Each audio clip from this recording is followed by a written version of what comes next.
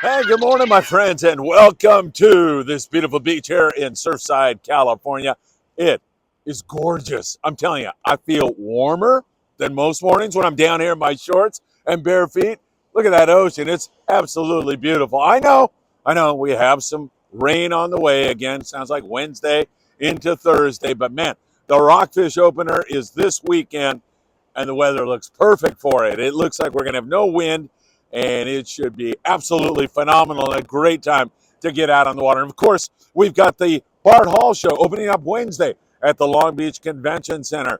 There's a rumor floating around that I might be running the Worm King booth on Wednesday because my friend Fish, who bought Worm King, says, Phil, I don't know what I'm going to do. I don't have anybody to watch my booth, and I can't be there. And he was crying yesterday.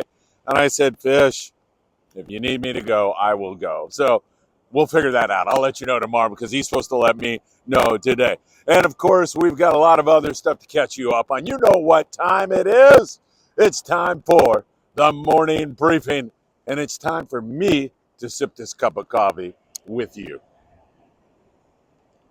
Oh, divine. That's all I can say. What a day it was yesterday at 22nd Street Landing in beautiful San Pedro. Our Patreon members came out, and I got to tell you, I can't thank you enough for all of you who made time out of your busy day to come down and have some pulled pork sandwiches with all of us, and not only all of us, but the crew from the Independence and guys from the Pride and guys from the Apollo and the 22nd Street Landing crew. It was great. Chuck Zimmer, man, that pulled pork was good. Chuck, you have no idea the trouble you got yourself into by volunteering to cook that pulled pork and provide it for all of us because it was so good.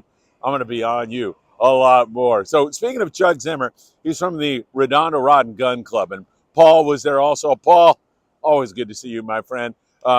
They are putting on an event with all of us here at Friedman Adventures at Santa Ana River Lakes. Santa Ana River Lakes. So that is going to be April the 15th.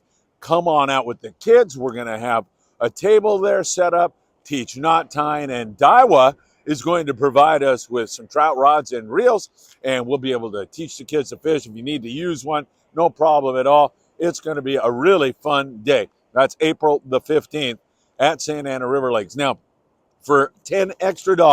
So you've got to go and buy your entrance into the lake. We may have some discounts for you before that time, so I'll let you know about that later. But for $10, all you got to do is scan that QR code, and you'll get lunch included. And they don't mess around at the Redondo Rod and Gun Club. I don't think it's going to be pulled pork. I think it's hot dogs and hamburgers, something like that. Don't hold me to that. We'll figure that out. But it's going to be a fantastic day and a fun time for you to come out with the kids. That's going to be April the 15th. Hey, give me a thumbs up or down on the audio today. I'm trying some new wireless mics to see how they work before I lose my voice here this morning. So let me know how that all is. Independence arrived to Point Loma Sport Fishing this morning. They've been at 22nd Street Landing in San Pedro doing some maintenance there. They are getting ready to take off on a 5-day trip. They're going to go looking for bluefin tuna. And, of course, we're going to go right along with them. They're going to be in contact with us here at Friedman Adventures. We'll be providing you with info on that trip. Hopefully, they're going to find that BFT. The Polaris Supreme is the boat that found the bluefin tuna a day after St. Patrick's Day down there at about 160 miles south of Point Loma Fisherman's Landing.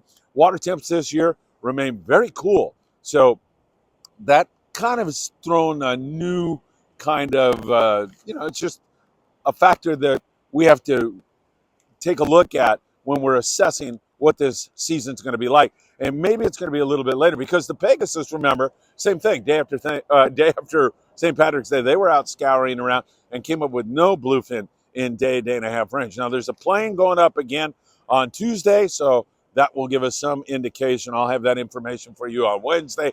We'll continue to monitor this all for you very, very closely, and we'll be providing more current fishing information as we move into 2023 and keeping you all up to date on that. So keep that in mind. Pat Conklin sent me this photo. He was on the No Chinga, No Tuna. Now, it was a little bit of a cryptic message, and I'm sure Pat's going to listen to this and say, oh, yeah, I forgot to give you, like, the details. But he got a 210-pound yellowfin tuna.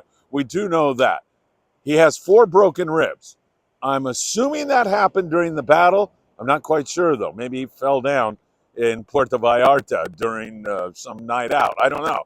Pat doesn't drink or anything like that, so I'm just, due to old age, maybe he fell down. So I don't have all the details, but he had 4 broken ribs, a 210-pound yellowfin tuna. His brother Mike was at his side during the whole battle. Pat's going to listen to this and say, oh, yeah, let me fill you in on exactly what happened. Great catch, Pat. And way to go. So happy to see that. All right, back into this neck of the woods. So we're going to have boats heading down to Collinet also this weekend.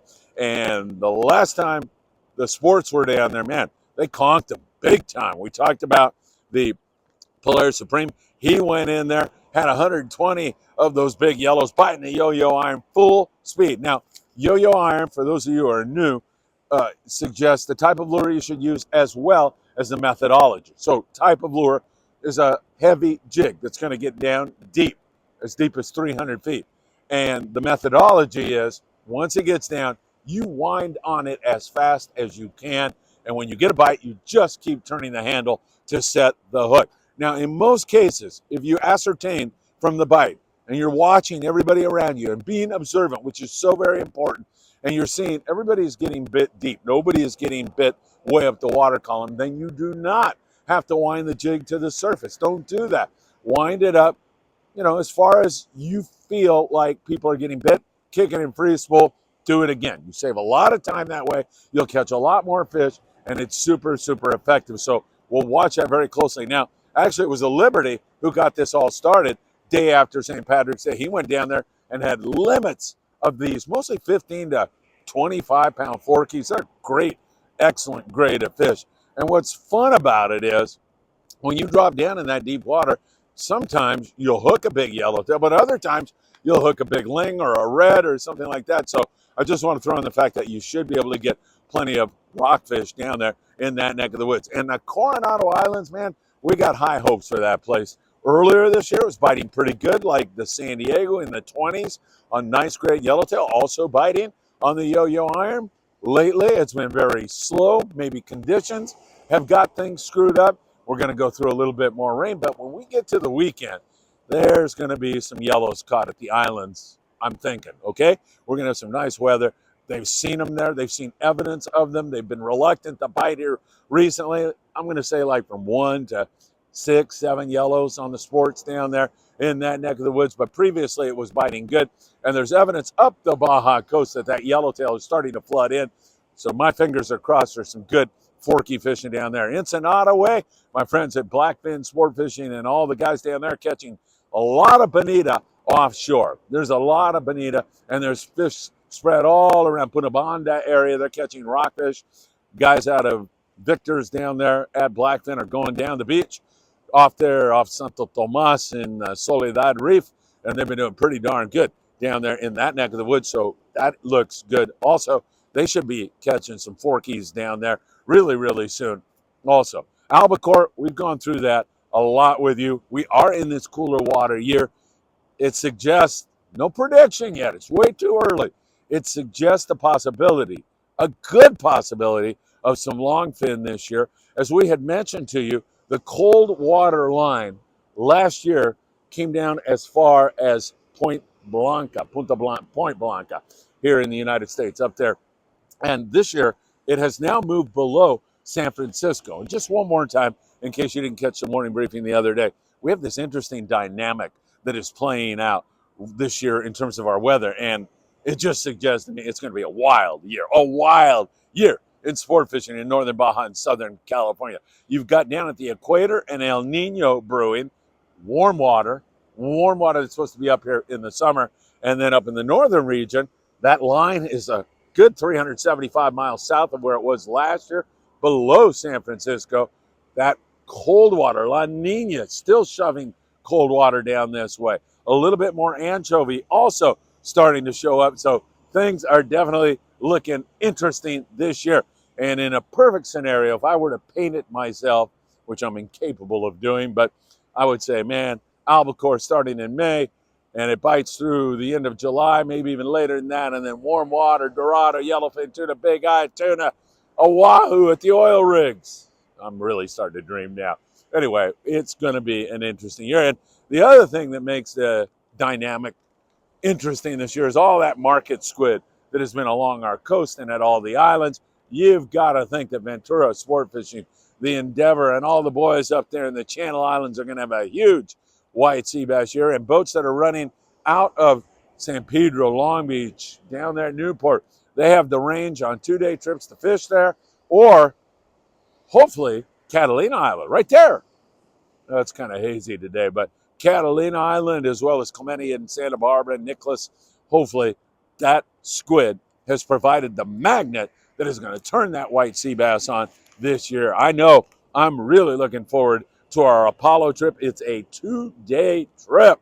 Gorgeous boat, great captains and crew out of 22nd Street Landing. 2 days to give us whatever range we're going to need with Rockfish Open. It's going to be great, and I can't wait for that. We still have a little bit of room. I haven't promoted it that much because I'm trying to save a few spots. I'll put it up tomorrow so you can jump on it if you want to, because there's, I think, 6 spots left on that trip. And same thing on the Endeavor. We've got a trip in the middle of May. I think I've saved 6 spots on that one. I'll put those both up tomorrow, and we'll get those sold out and ready to go. Should be a lot of fun. Rockfish opens, as I said, on April the 1st here in the USA. And besides providing colorful and great eating fish to anglers who go out, besides that, it also gets boats out to look around for the surface fish, and they can fall back on the rockfish. Or if you want to dedicate totally to the rockfish, you can do that. But it gives you this advantage of, okay, we tried the sea bass and they didn't bite. Now let's provide this great table fare and wonderful eating fish to our passengers. And that is really fantastic. All right. Also, taking a look here on our local scene, I know a lot of boats are not going to get out. The Monte Carlo got out yesterday morning out of 22nd Street. It was good to meet a lot of the anglers that were on there. And Brian Burrell, man, Brian said his wife's going to be jealous. We hugged so many times yesterday. But Brian, when he got in last night, said good white fishing on board the Monte Carlo locally. They're focusing their attention on sand and calico bass.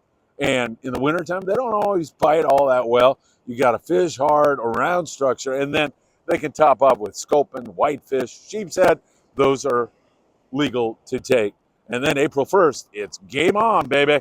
We're going to be fishing rockfish. You want to fish that rockfish with Spectra, by the way. You feel the bites down deep, and you're able to set the hook. It really will result in better catches for you and more fun also, so keep that in mind. Surf fishing, man, it looks glorious. And right before I came on, and of course they screwed me here because white birds were picking here in the surf, and I'm going, oh yeah, that's a perfect background because that suggests that there's going to be some really good surf fishing. And of course, I turned the camera. Hey, I don't know if you can hear that. They're back. I turned the camera on and they're gone, but here they come again. You see those birds picking in the surf, man. You definitely want to make a cast on that. You want to throw a little chrome jig or a lucky craft, something like that. It looks absolutely beautiful and perfect. All right, Fred Hall show starting Wednesday. That should be a lot of fun, no question about it. Oh, hey, I forgot to mention, Royal Polaris had some excellent fishing on big grade yellowfin tuna on their latest long-range trip. Roy Rose saying it was really a great trip, and they're heading home now, I believe. They've been kicked around pretty good with the weather, but you can't control that. What you can control is trying to get the fish to bite and the food and everything else. And, of course, on the Royal Polaris, it doesn't get a whole lot better than it did on this latest trip. It sounded like a lot of fun. All right, my friends, Fred Hall on Wednesday. I may be over there at the Worm King booth from like noon until 5. So I'll let you know about that. And, of course, Island Fishing Tackle, friend Sam De La Torre is going to be there. I'll be screwing around with Sam and walking the show. Danny Cadota is going to be walking around with me. And Danny was there yesterday for our Patreon members event. And it's always good to see Danny.